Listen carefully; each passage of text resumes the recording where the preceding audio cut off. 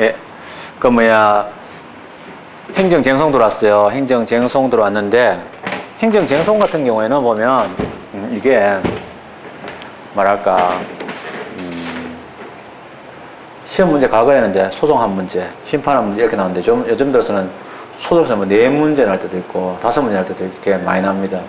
판례가 나오기 시작하면서부터 중심이 기도 쪽으로 이동했어요. 그래서 실제로 이제 권리 부재편이 전체적으로 한 50% 이상 차지하는데 소송이 차지하는 비중이 아주 큽니다. 그런데 이제 소송에 들어오게 되면 또 갑자기 이제 분위기가 좀 바뀌어요. 왜냐하면 용어가 좀 어렵거든요.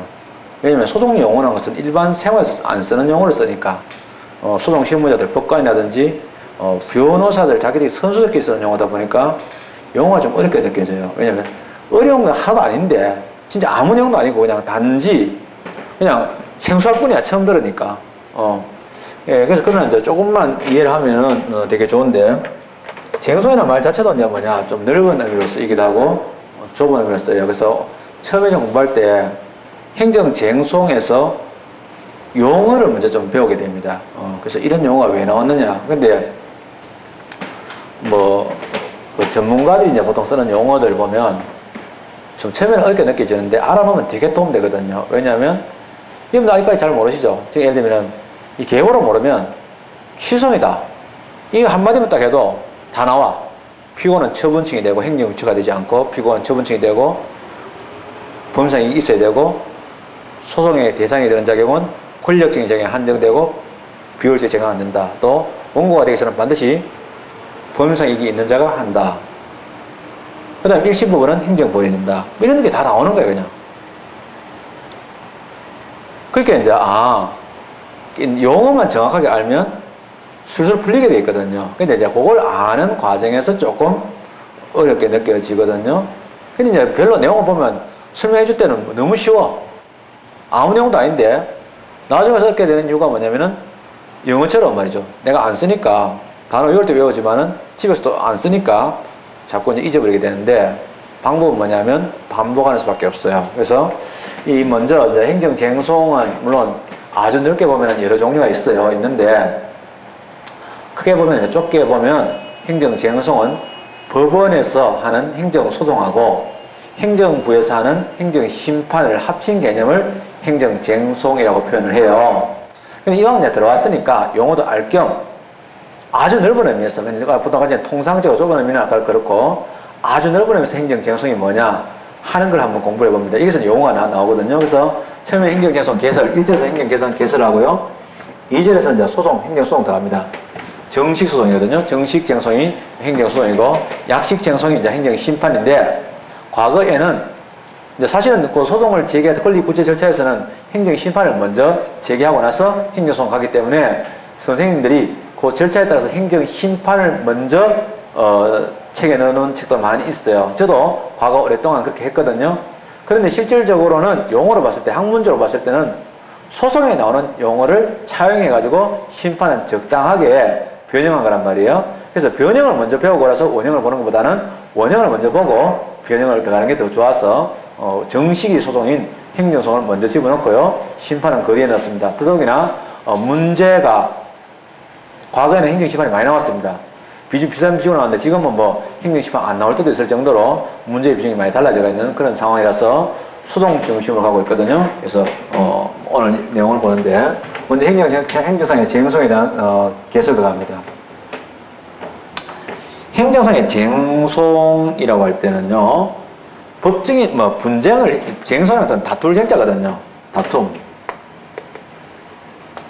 쟁자입니다. 다툰다. 그래서 그냥 그런 말 씁니다. 법관의 판례에서도 다툰다는 말 씁니다. 이게 쟁인데 다툰다는 것은 뭐냐면 뭐가 있으면 다툽니까? 뭐 중들도 다투고 목사들도 다투고 왜 다툽니까? 이익이 있으니까. 뭐 가톨릭은 깨끗한 줄 아는데 안 깨끗합니다. 가톨릭의 중심부인 바티칸 뭐 요새 난리 났습니다. 시끄럽죠. 다 이익이 있으니까. 은행 같은 것들 부정부패해가지고 지금 바티칸에 이 바티칸은 가톨릭은 다 성금 내면 일단 바티칸 들어갔다가 돈 나오잖아요. 근데 이게 다 비가 있다. 뭐 이런 얘기도 있고 그렇죠. 그래서 뭐 자기들끼리 이제 고소고발도 하고 지금 막 폭로도 하고 이렇게 난리 치는데 왜 그러냐면 이익이 있는 데는 나갔습니다. 이익 예를 들면 제일 많은 이익은 경제적 이익, 또 돈이고요, 또 권력, 또 명예도 또 다툽니다. 그래서 뭐 명예 때문에도 싸움 나기도 하고 이렇게 되는데, 그래서 분쟁이 있다. 그럼 이제 분쟁이 있는데, 그 이제 이익이 이제 뭐냐에 따라서 두 가지가 있는데, 과거에는 이익하면요, 법에 의해서 보호되는 이익, 즉 법률상 이익하게 되면 권리만 생각했어요. 근데 권리라고 할 때 이 권리는요, 우리가 이 권리 개념이 언제 이제 국민이 국가에서 권리를 가진다 이런 개념이 언제 생기냐면 근대 이후에 생기죠. 근데 근대는 뭐냐? 개인을 발견한다는 거죠. 그래서 개인이 국가를 위해서죠. 우리가 국민의 종류 세 종류가 있거든요. 안 써도 되는데 국민의 종류 세 종류가 있습니다. 하나가 뭐냐면 주권자로서의 국민이 있습니다. 이거는 정치적이고 이념적인 통일체입니다. 한 덩어리예요. 그냥 덩어리 요소 국민이고요. 또 하나가 뭐냐면 개개의 국민의 집합도 있습니다. 선거인단 또는 투표인단, 이거는 숫자가 나옵니다. 만약에 예를 들면 15대 대통령 선거인단 하면 몇 천만 해가지고 딱 몇 명까지 딱 나오게 되어 있습니다. 뭐 이거는 대충 이런 말이 없습니다. 딱 정해져 있죠. 여기 이제 정해지는데 그게 이제 인단이거든요. 그래서 이거는 집합으로서의 국민이 있고, 권리와 의무와 책임을 줄수 국민은 뭐냐? 개개인이에요. 우리 세양법을 받아가지고. 그래서 개인인데, 그 개인이 이제 자기의 이익을 위해서입니다. 그래서 이제 법의 세계에서는 이제 뭐 가치 이런 게 없어요. 서양 사람들의 생각이 있잖아요. 뭐 문제가 발생하면 내가 혼자 해결하겠다 이런 것들이 많이 나타나잖아요. 우리는 뭐 엄마가 뭐 이렇게 좀 봐주길 바라고 아빠가 뭐 이런데 그런 게 없는 거죠. 그래서 이제 우리가 이익이 침해됐을 때 개인적 공권이야말로 같은 말이 뭐냐? 주관적 공권이라고 그래요. 우리가 주관식, 뭐 객관식 이렇게 말하잖아요. 글자가 주관이라 할 때 한자도 똑같더라도 그때 이한 주관이란 말은 뭐냐면 인식에 대한 이야기가 아니고 자기를 위하여라는 뜻을 주관적이라고 표현해요. 자기의 이익을 위하여라는 뜻이에요. 자기를 위하여. 그래서 이러한 뭐냐면 이러한 침해되는 이익이죠. 이러한 침해가 되는 이익이 뭐냐에 따라서 다른데, 이익이 권리, 그걸 주관적 공권이라고 그래요. 주관적 권은 자기를 위하여 국가에 대해서 요구할 수 있는 권리를 얘기합니다. 보통은 우리가 뭐 권리하게 되면 이제 민법상의 권리도 있고 사법상의 권리도 있고 공법상의 권리도 있지만 행정법에서는 당연히 뭐 그냥 주관적 권리하면은 권리하면은 주관적 공권을 의미한다고 보면 되겠죠. 근데 이제 잘 알다시피 주관적 공권할 때 권리가 뭐냐면 권리 자체의 개념이 법에서 보호를 받는 이걸 권리라고 그래요. 그러니까 권리는 침해되었을 때 국가가 구제해줬다는 말이 포함되어 있어. 그래서 이거는요, 이 권리와 주관적 공권의 이거는 뭐냐면 당연히 인정되는 제도라고. 그 말은 뭐냐면 법률에 특별한 규정이 없이도 당연히 인정되는 이것을 우리가 뭐냐? 이런 제도를 원칙적이라고 표현해요. 그래서 원칙적으로 이런 것들 보장되는 거예요. 원칙적으로 인정되는 거죠. 그래서 우리가 이제 과거에 기본권 할 때는 다 뭐냐? 주관적 공권만 생각했어. 그런데 그래서 이제 우리가 뭐 예를 들면 선거권, 뭐 예를 들면 또 공무원 같으면 공무 단임권 이런 거 있죠? 또는 공무원의 신분상의 권리 이런 거 있겠죠? 이런 건데, 자, 독일이 이제 가만히 보니까, 독일이 1919년도에 가만히 보니까 바로 옆에 나라 러시아죠. 1917년도에 러시아 혁명이 일어나. 1918년도에 레닌 헌법이 만들어져. 근데 웃기는 게 뭐냐면 아예 사유재산 제도 자체가 없어져 버려.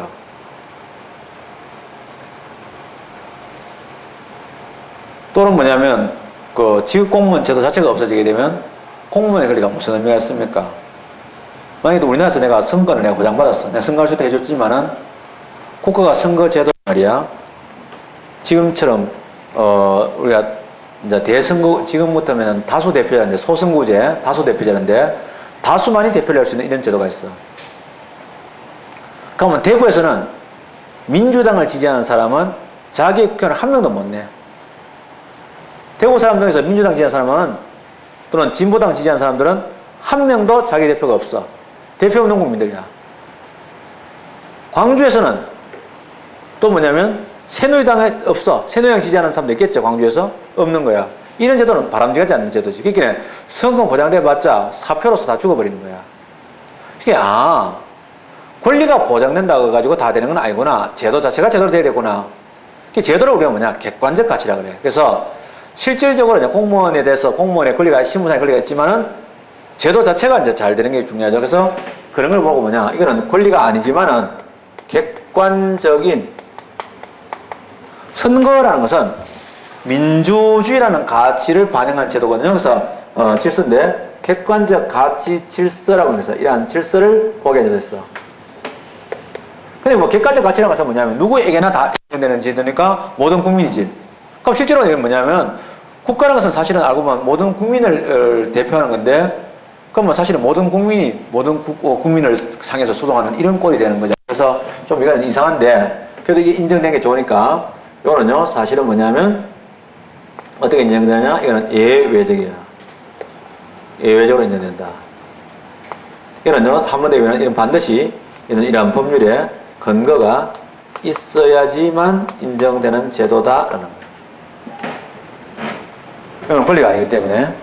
그래서 주관적 공권이 침해되어, 자, 내가 예를 들면, 국민이 한 사람으로서, 이번 선거 잘못됐다. 선거 다시 하라. 이번 투표가 문제있다. 내가 그 투표 때문에 내한테 뭐 이익이 오거나 하지는 않지만은, 그러나 이제 이 투표가 잘못됐으니까 새로 해라. 이런 얘기를 할 수 있는 거죠. 근데 이렇게 너무 이게 남용되게 되면, 그럼 국민이 아무 국민이라도 하나 소송 제기하면은 전체가 다 소송 걸려야 되니까, 골치 아프니까 이거는 법률 정한 범위 안에서만 가능하다. 그래서, 나중에 법률에 가셔야 되는 것을 법정이라고 표현합니다. 그래서 객관적 가치인데 객관적 가치 질서가 이제 문제되는 소송도 있어요. 또 주관적 공권이 침해됐을 때 주관적 공권을 두고 다투는 소송이 있는데 그 침해되는 이익이 즉 침해되는 이익이란 말은 다르게 말하면 이런 구제 받고자 하는 이익이죠.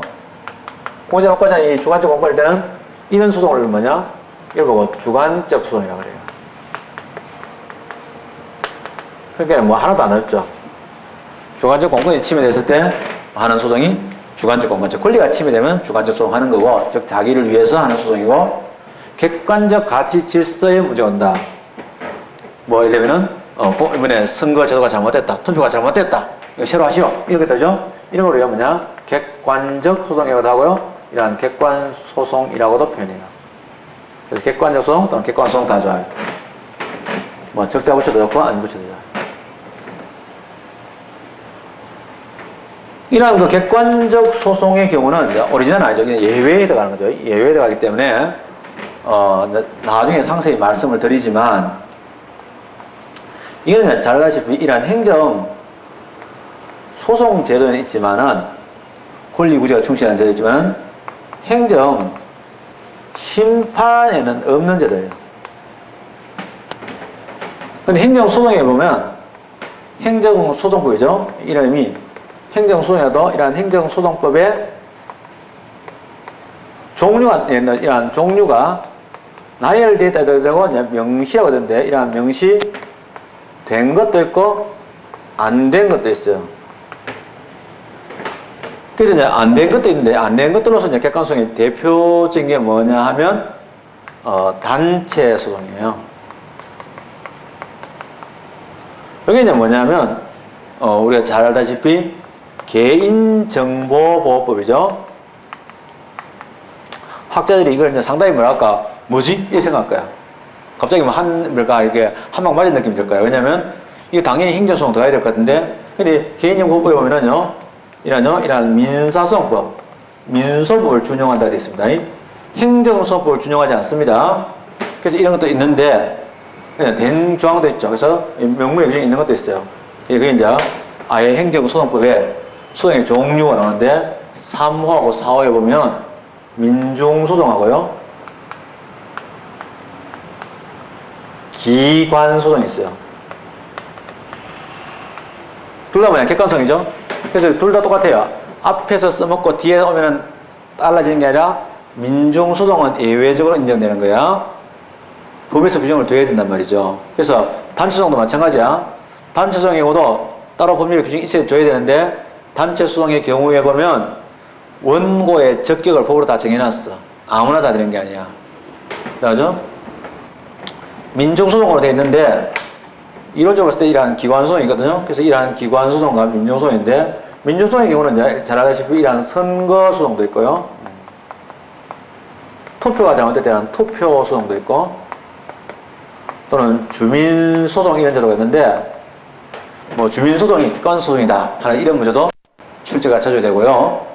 주민소송할 때 원고 적격이 어떻게 되느냐 이것도 나오죠. 그건 법률이 정한 대로 가는 거예요. 이것도 나중에 상세히 공부하게 됩니다. 그래서 일단은 이제 이런 것들을 객관소송이란다. 그래서 객관소송이라는 용어도 알 겸 또 소송의 계보도 알면 좋죠. 그래서 객관소송이다 이런 말 쓰는 거야. 근데 지금 소송이라고 말했는데 그러면 행정 심판을 포함하면 되겠냐? 행정 심판을 보면은 소송이 아니고 이제 쟁송을 바꾸면 좋아요. 그러니까 넓게 이제 만약 주관적 쟁송과 객관적 쟁송 이렇게 이제 바꾸면 돼요. 쟁송하면 더 넓어요. 소송과 심판 합친 개념이죠. 그런데 주관적 쟁송에 갔을 때 그러면 주관적 쟁송에서 권리가 침해됐죠. 권리가 뭐예요? 법적 효과예요. 법적 효과라는 것은 법적 효과라는 것은 법률 행위에서 발생하잖아요. 그러면 대상이 되는 법률 행위인데 지금 행정소송이니까 당연히 공포행위겠죠. 근데 공포행위 종류 크게 나누면 두 가지가 있어요. 하나가 뭐냐? 권력적 공포행위 있고 비권력적 공포행위 있는데 권력적 공포행위는 우월적 인치가 인정되죠. 그러니까 공정력, 존속력, 자력집행력 이런 것들이 인정되니까 그런 것들이 인정되는 성질의 작용을 다루는 소송하고 그렇지 않은 소송은 좀 구별되겠죠. 그래서 이제 약간 나눠지는데요. 그래서 일단은 국가가 어떤 처분을 내리고 그 효과가 발생한 상태에서 이걸 취소해달라. 이게 이제 이미 결정이 났어. 결정이 나고 효력이 발생한 것을 뒤엎어달라는 거예요. 그러면 뒤엎어지기 전까지는 효력이 되냐? 계속 가. 이게 집행부정지라는 건데 이런 제도가 있고 그러다 보니까 이런 것들은요 대체로 취소할 수 있는 경우에다 중점을 두고 있는데 그러면 취소되기 전까지 어떻게 되냐? 효력이 그대로 유지돼. 공정이 인정되거든요. 이런 소송하고 그렇지 않고 그냥 우월적인 지위가 인정 안 되는 소송하고는 좀 다르겠죠. 그래서 우월적인 지위가 인정될 때 국가기관에서 일단 결정이 되고 이제 효력이 발생한 것을 뒤엎어 달라 이렇게 요구하는 소송이 있어요. 그걸 보고 뭐냐? 항고라고 표현해요. 항고란 말은 우리가 처음 듣지만은 꼭 행정소송에서 쓰는 말이 아니고 검사가 불구속 결정을 냈다. 그럼 피해자 입장에서 기분 나쁘겠죠. 그러면 검사 보고 그거 다시 대검찰청에다가 해주시오. 그것도 항고라고 표현해. 이게 이제 뭐 결정을 내려놔가지고 효력이 발생했는 거에 대해서 이력공 저력공 해다가 취소해달라, 번복해달라 이런 것들이 바로 이제 항고라고 해요. 그래서 항고란 말에서는요. 국민이 이제 국가에 대해서 대항한다는 이런 의미가 있어요. 항고라고 해서 이런 의미가 있거든요. 그래서 항고라고 말 쓰는데 뭐 이거는 그래서 이미 결정난 걸 뒤엎어달라 그런 소송을 항고소송이라고 표현하죠. 위에 것들이 이제 항고쟁송인데요. 항고쟁송이 있어요. 소송, 심판 다 합쳐서 항고쟁송이라고 표현합니다. 그러면 이제 양 당사자를 대등한 단계에서 보는 거죠. 그게 뭐냐? 그걸 보고 당사자 쟁송이라고 해요. 당사자 쟁송에서 당사자란 말은 항고는 당사자가 없나? 당사자 있지. 원고 표로 당사자가 있는데 그게 아니고 양 당사자를 어느 정도 대등하게 놓고 대등한 위치에서 인정되어지는 걸 얘기합니다. 그럼 항고는 그게 뭐냐? 항고는 첫째로 뭐냐면 그 자체가 처분, 이때 처분이라는 말은 아직 안 배웠죠? 권력적인 작용을 다 처분이라고 표현합니다. 권력적인 공법이나 권력적인 사실행위와 같은 국민에 대해서 우월적인 지위가 인정되는 이러한 처분을 얘기하는데 처분 그 자체를 얘기합니다. 제가 이제 얘기하는 사실은 이게 제가 쓴 것도 이러한 처분 그 자체의 효력을 이것들이죠. 이 말이에요. 그래서 이러한 그 자체의 효력을 처분을 취소하거나 또는요 이렇게 무효로 해달라 하는 이런 의미예요. 이런 것을 우리가 뭐냐면 항고라고 표현해요. 또는 이제 아직 안 배웠지만은 부작위에 대해서 부작위가 위반하다. 부작위는 또 사실은 권력적인 거예요. 국민이 요구했는데 자기가 아무 대답을 안 하는 거지. 여기 있어요. 이거 항고쟁송인데 당사쟁송은 굉장히 그게 아니고 이제 그 자체가 대체로 뭐냐? 비권력적인 작용. 또는요, 우리가 이런 처분이 없이도, 우리가 보통은, 우리 옛날에 행정입법을 때 배웠어요. 우리가 보통 법률이 있으면 그 법률의 효력을 개별 구체화시키는 행정부의 행정행위와 또는 처분 같은 게 존재할 때 비로소 권리가 제한되거나 또는 발생하거나 의무가 변화가 오는 거죠. 그런데 문제는, 그럼 이런 처분이 없이도라는 거죠. 이게 뭐냐면 아예 법에서 정한 효과가 발생하는 것도 있죠. 그래서 이러한 법에서 정한 효과, 이러한 법정 효과가 발생한다든지 다시 또 하면은 제일 중요한 양 당사자를 대등하게 놓고 한다든지 처분 그 자체를 취소되는 게 아니고 처분 때문에 생긴 것을 처분을 원인으로 한다고 합니다. 원인으로 하는. 그런 법률관계. 예를 들면 조세부가처분 그거 자체를 취소해달라고 한 거예요. 근데 내가 잘못된 조세부가처분 때문에 세금을 냈단 말이야. 근데 내고 보니까 무효인 조세부가처분인데 내가 괜히 돈 냈어. 그 돈 돌려주세요. 이랬을 때 이제 그 소송을 과세 이제 우리가 돈을 돌려다가는데 이거는 사실 적합한 조항이 아니네. 이거는 판례는 인정 안 하니까. 처분을 원인한 법률관계. 예를 들면 다르게 말하겠습니다. 만약에 처분을 원인하는 법률관계 실질적으로 우리나라에서 생긴 다수라고 판례가 달라가지고 좀 좋지는 않은데 예를 들면 위반 처분했다. 그것 때문에 영업 정지를 먹었다. 영업 정지 때문에 내가 손해가 발생했다. 그러면 손해배상 같은 것도 행정 손해배상도 이론적으로는 이거 다 뭐냐? 당사자로 봅니다. 실제로는 당사자로 보지 않습니다만 판례에서는 당사자로 안 보입니다만은 이론적으로는 그렇습니다. 이게 우리나라 법원이 진짜 행정소송법 조문 자체를 안 지켜요. 그래서 어쨌든 항고가 있거든요. 당사자 경우는 두 종류가 있어요. 하나가 뭐냐면 당사자소송의 제일 중요한 특징이 뭐냐면 이 피고가 있어요. 자, 잠깐만. 이러한 피고인데 이러한 피고가 뭐냐면 행정청이 아니고요. 행정주체가 피고가 돼요. 국가나 지방자치단체가 피고가 됐는데 이거 보고 형식을 하래요. 이거는 딱 이렇게 내용 안 읽어봐도 표지에 딱 피고 딱 보면 피고가 국가다 또는 지방자치단체다 하면 아 이거 당사자구나 이렇게 알 수 있는 거야. 이제 피고가 행정주체인 경우죠. 이제 그런 경우인데 근데 방금 봤지만 이제 내용이 이제 이러한 실질이죠. 이러한 실질이 이제 방금 얘기하는 이러한 처분을 원인하는 법률관계 이런 경우는 있는데 이랬을 때 피고가 행정 주체이고 그 다음에 내용도 실질 이런 것들은요 우리가 이런 것들을 보고 이런 것 내용하고 다 합치면서 우리가 이런 것을 실질적 당사자라고 해요. 그래서 이런 내용이나 명시상목의 당사자인데 피고만 행정주체고 내용은 사실은 알고 보면은 항고소입니다. 내용은 항고. 그래서 이거는 당사소송으로 실제로 안 갖추는 건데 내용을 보고 뭐냐? 형식적 당사소송이라고 그래요. 행정소송할 때 다시 설명드릴 거예요. 이거 뭐에 대해 중요하냐면 손실 보상할 때 나오는 건데 다시 한번 더 설명드리겠습니다. 이런 당사소송인데 그래서 형식적 당사소송과 실질적 당사소송으로 나눠지는데 당사소송으로 나눠지는데 당사소송은 다 뭐냐? 원래는 실질적 당사소송의 원칙이죠.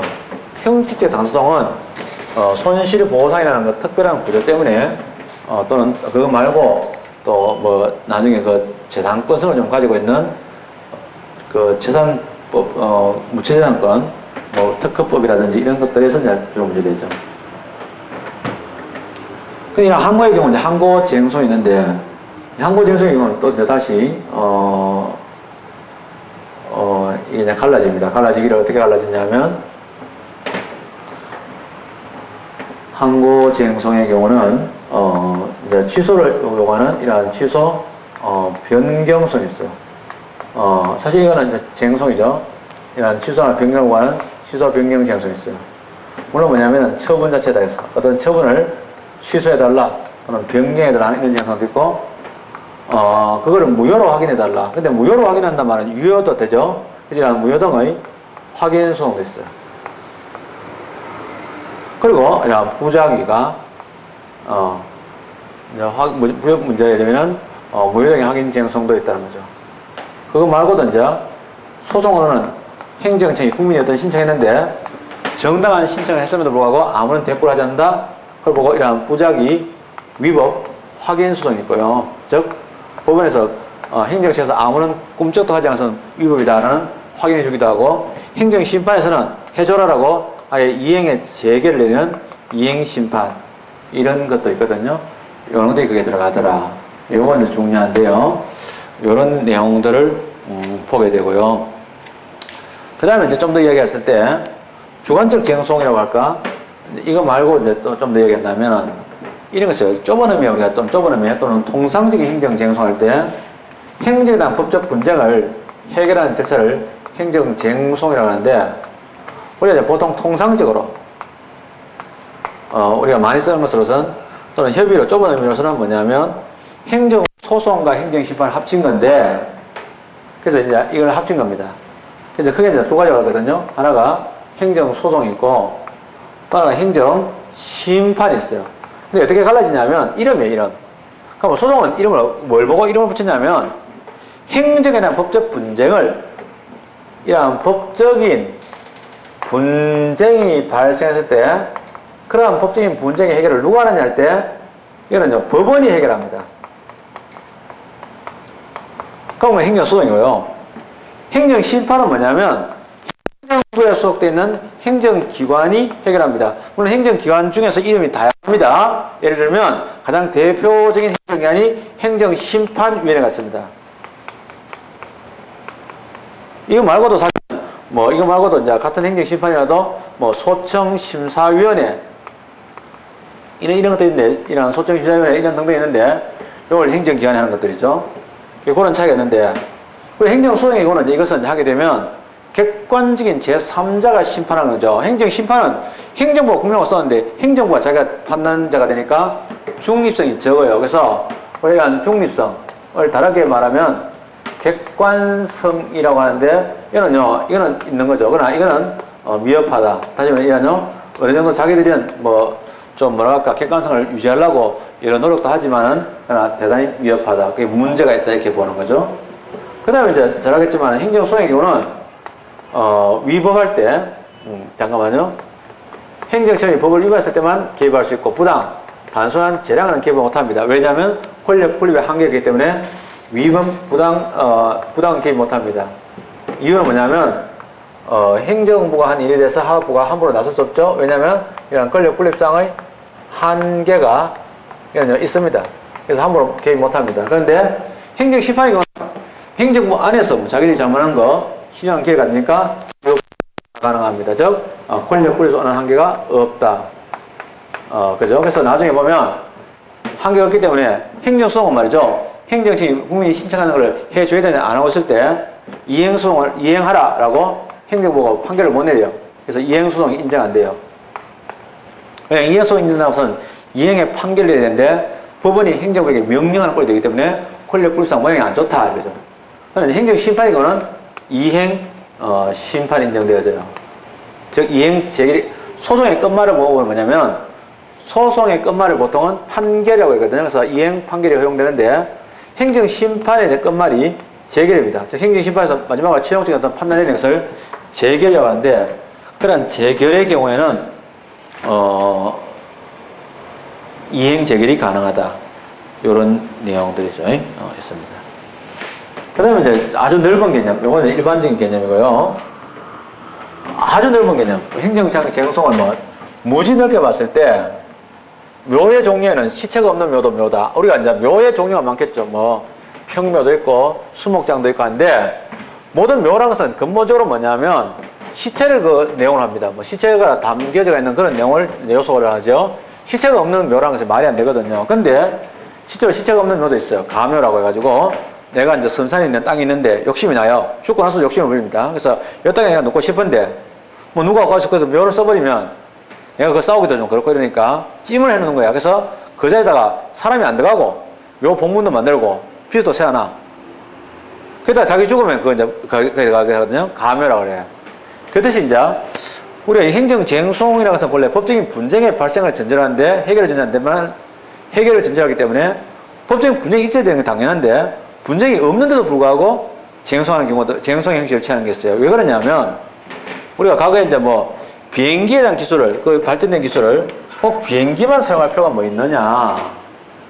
우리가 이제 예를 들면 메르세데스 벤츠 같은 경우도 있고 그다음에 이제 BMW 같은 경우도 있습니다. 있는데 얘네들이 보면은 이제 다 특징이 뭐냐면 원래 육해공 바다 해상 항공에 대한 모든 운송기구를 다 제패하겠다 하는 그런 그 엠블럼 안에 들어가 있거든요. 들어가 있는데, 그런 식이죠. 그래서, 근데 비행기에 대한 기술을 자동차에 적용하자. 이게 사실은 뭐냐면, BMW의 그 철학이었거든요. 그럼 좋잖아요. 꼭 비행기에만 쓸 필요가 없다. 그게 이제 인류가 이렇게 태어나고 나서 이제 여러 가지 결정을 내리는데, 여러분도 그럴 때가 많잖아요. 내가 교육행정직을 할까 말까, 이거 할까, 취급할까 말까, 이렇게 고민하잖아요.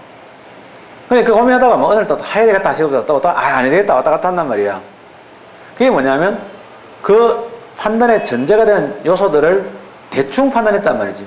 그게 순서에 맞춰가지고 딱딱 판단해가지고 하나를 딱 정리하면 마지막에 결론이 딱 이렇게 되는데 그게 되게 좋다거든.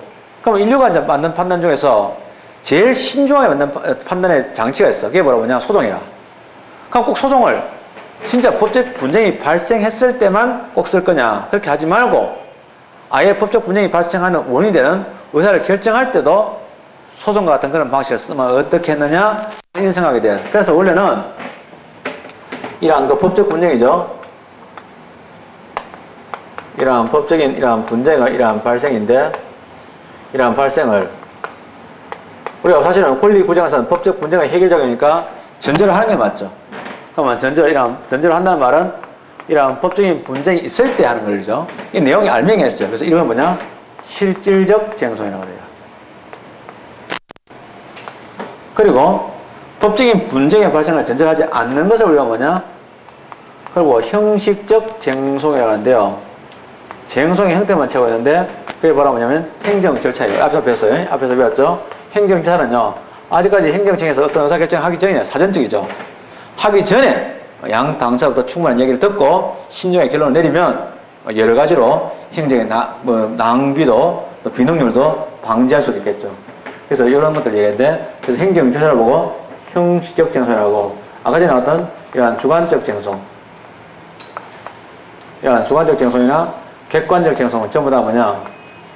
이건 전부 다 뭐냐면 어쨌든 간에 내용이 있습니다. 앞에 거는 주관적 공간에 침해가 있을 때 뒤에 거는 객관적 가치 질서에 대한 어떤 침해가 존재할 때 한다. 그런 점은 똑같죠. 그래서 그런 차이가 있고요. 좀 세세한 내용들은 나중에 이제 본래 본격적인 소송 들어가서 하면 될 것 같으니까 소송에서 이야기하도록 하죠. 예. 112강에서 끝내겠습니다. 오늘은 행정소송 들어가죠.